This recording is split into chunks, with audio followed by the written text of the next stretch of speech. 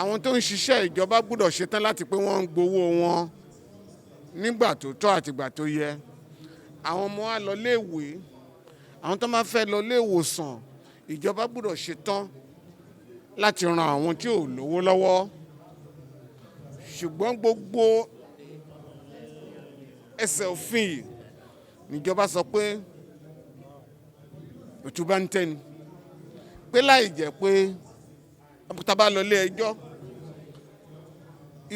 ò lè dá ìjọba lẹ́bi. Nítorí náà à ń sọ fáwọn aṣòfin wa pé irú eléyìí ó yẹ káwọn tí ìyà bá ń jẹ ń lò kán lò lé ilé ẹjọ́ pé ìjọba ò dá wọn lóhùn. Nítorí náà la fi ń sọ pé ìlú ò lè lọ́wájú láì dá àwọn mẹ̀kúnnù lóhùn. Àwọn mẹ̀kúnnù dàtẹ̀ ń sọ àti mẹ̀kúnnù Yorùbá o àti ilẹ̀ Haúsá o àti ilẹ̀ Ìgbò o ìbíbí o ìkan náà ni, nítorí òjòjò tó ń ṣàbọ̀yàdé gbogbo ọlọ́yà ní í ṣe. I'm going to restrict myself to that memo. Essentially, we are making a case for the poor, the masses of our people who are generally not represented in fora of this nature. We only talk to ourselves as members of the elite and the privileged people in our country. We are saying that whatever constitution you are going to bring out, if chapter 2 of the constitution, the fundamental objectives and directive principles of state policy, if that chapter is not made justiciable, there can be no political stability in Nigeria. The point I'm making is this: the areas that guarantee right to education for every Nigerian child, right to health, right to pension, right to living minimum wage, right to good, adequate housing, and right to unemployment benefits when you are not given a job or when you are unemployed. Those provisions are in chapter 2 of the Constitution. But members of the ruling class conspired and agreed, regardless of political affiliation, that those provisions of the Nigerian Constitution shall not be enforceable or made justiciable.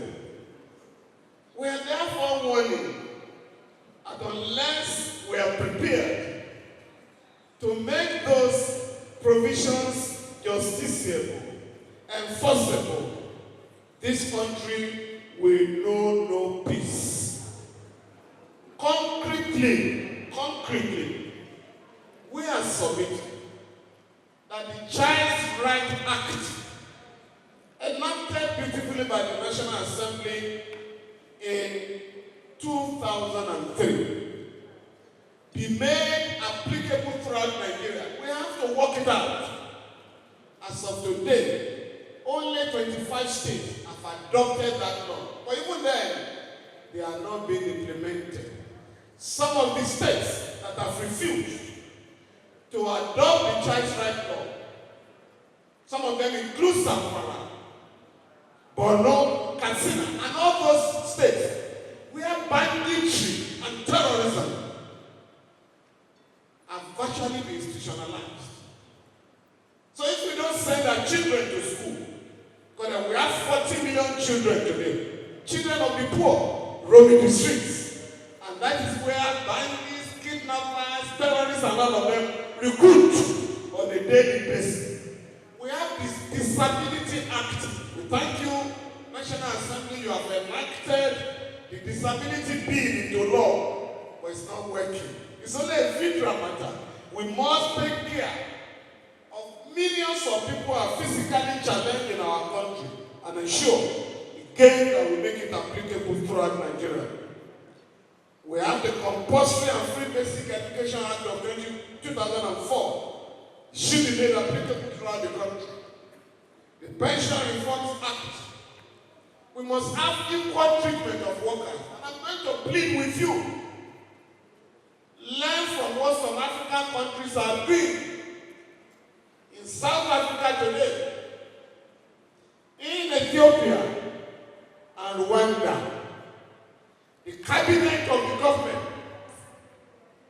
50-50.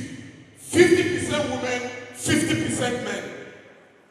So here, when you say, oh, we shall make it 35%, as if you are doing women a favor. Women constitute more than 50% of the population of our country. Therefore, we must now make it a matter of law that representation in government at federal, state, local government, all of them, will be the genuine representatives of our people. But when you just make it a tokenism, oh, we have some 6 women ministers, and we are very proud. We are at some African countries, I think Rwanda, about 80%, no, 75% of the legislators are women. And we must move along with other African countries. And I'm going to suggest that, and I think a member here, I've been trying to sponsor Social Security bill. I think it is high time we make the Social Security bill to work. People have no jobs, must be given something at the end of the month. Otherwise, they are going to make it impossible for the rich and all of us to enjoy our freedom. Let me say something, man, that the ruling class in Nigeria is not just about this constitution. Apart from the constitution, I don't know how you are going to do it. We must prescribe sanctions for impunity. Our country is ruled not by rule of law, it's by rule of rulers. People commit all manners of offenses, and there is no sanction. So whatever you are going to do, I beg you, let us look at how we can make the constitution work. We must commend the current national assembly. You have guaranteed judicial independence by making it possible to have financial autonomy. But for the past 7 weeks, all Nigerian courts have been shut down because our powerful governors have refused to recognize the independence of the judiciary and the legislature. The point I'm therefore making, it is no longer enough, it's not sufficient to talk of restructuring in the air. It's no longer sufficient to talk of devolution of powers. A number of powers have devolved to the states between 1999 and now. And I've just mentioned one. But what has happened, with profound respect, those powers, local government elections, local government funds, absolute control, federal government shall not monitor local government funds, and I can go on and on and on. What has happened to those powers? They have been cornered by state governors, and those powers have turned them into emperors. We want a country run by Democrats. We want our democracy to be monitored, manned by Democrats. But if we simply say we want devolution of powers without responsibility, we're not going to make progress. I therefore suggest that restructuring must be horizontal and vertical. If those powers are transferred from the center to the states, those powers must be democratized and not cornered by any group of people. We are suggesting for our committee that under the current constitution, there is no federal government police. There is no federal government police. What we are supposed to have is Nigerian police, federal police. That police, I'm reluctant to use force because we are suggesting here we should no longer be talking of Nigerian police force, but Nigerian police service. Because a force was created by the colonial regime to mold down our people. That is why the logo of the police is a big space with an elephant inside a circle to mold down the people. We should now be talking of Nigerian police service. The Nigerian police service, with profound respect, is supposed to be administered by the president, the 36 state governors, the Inspector General of Police, and the chair of the Police Service Commission. But what has happened? Because our governors have abdicated police powers to the president alone. Hence, we are now in trouble. That is why the Nigerian Police Council does not mean. What are the powers of the Nigerian Police Council? Honorable and distinguished Senator. The Nigerian Police Nigerian Police Force shall administer, supervise, organize, and supervise the Nigerian Police Force. That power is exercised exclusively alone by the president. This has to stop. And if we are going to have state police, I'm going to beg you, the salaries, the funding has to be from the source. You know what I mean, sir? You can't have policemen and women armed to the teeth without salaries at the end of the month. Or you are just going to have armed robbers in our country. So that is why, for those who are calling for state police, let us also agree that the funding of the police will be from the center. Let me now conclude by pleading with you, the members of the National Assembly, to stop transferring more powers to Abuja. Stop consolidating more powers in the federal government. That is what is currently going on.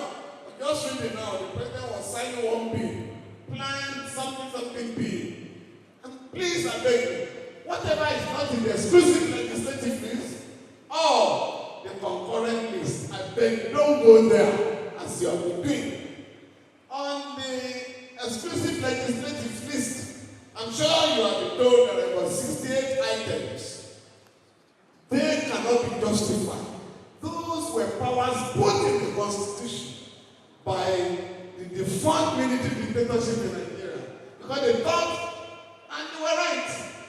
I'm begging you, you must streamline them and reduce them substantially so that the other federating units in our country can manage their own affairs. Let me end by pleading with you to appreciate that time is not on the side of the ruling class. As we are gathered here, some parts of the world of the country, southeast, northeast, northwest, a civil war is going on. In fact, in some parts of the country, the 2023 elections are already in jeopardy. INEC offices are being bombed, police stations are being bombed. In that kind of atmosphere, we cannot pretend that there is political stability in our country. I therefore plead with you, and you return to Abuja, please invite the president and sit down with him. What can we do very quickly to reclaim this country, which is currently at the verge of collapse? The country is on the verge of collapse. And therefore, for the constitutional amendment to be meaningful, for us to have a genuine soil for this amendment you are proposing to take root, there must be peace and stability.